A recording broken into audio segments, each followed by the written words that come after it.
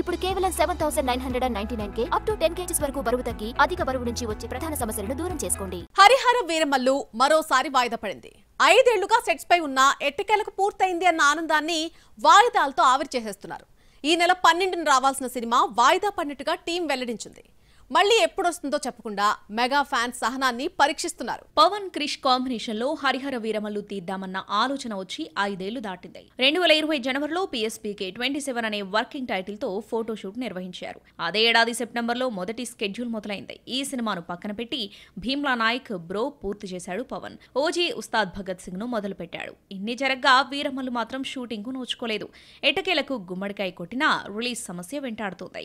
3 ఏళ్ల పాటు వీరమల్లునే నమ్ముకున్న క్రిష్ బయటకు వచ్చేయడంతో నిర్మాత ఏఎం రత్నం కొడుకు జ్యోతి కృష్ణ మెగాఫోన్ పట్టి బ్యాలెన్స్ వర్క్ ను పూర్తి చేశాడు. మార్చి 28, మే 9, జూన్ 12 ఇవన్నీ వీరమల్లు ఊరించి హ్యాండ్ ఇచ్చిన రిలీజ్ డేట్స్.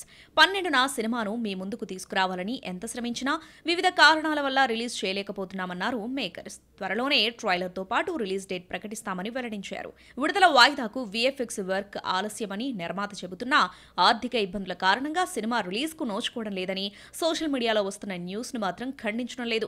పవన్ తన రెమ్యునరేషన్ కింద ఇప్పటి వరకు 11 కోట్లే తీసుకున్నాడు. రిలీజ్ కు సహకరిస్తూ రెమ్యునరేషన్ తిరిగి ఇచ్చేశారన్న వార్త కూడా బయటకొచ్చింది. అయితే ఈ 11 కోట్లు వీరమల్లు రిలీజ్ వాయిదాను ఆపలేకపోయింది. ఏడాదిలో పూర్తి చేయాల్సిన సినిమాను 5 ఏళ్లు సాగదీయడంతో నిర్మాతకు ఆర్థిక ఇబ్బందులు తప్పలేదు. 5 ఏళ్లుగా తీసుకున్న మొత్తానికి వడ్డీనే కోట్లైంది. ఫైనాన్షియల్ క్లియరెన్స్ లేనిదే సినిమా రిలీజ్ కు నోచుకోదు. పవన్ తన రెమ్యునరేషన్ తిరిగి ఇచ్చేసినా నిర్మాత బయట కట్టాల్సిన దానిలో 15 నుండి 20% మాత్రమే కవర్ అవుతుందట.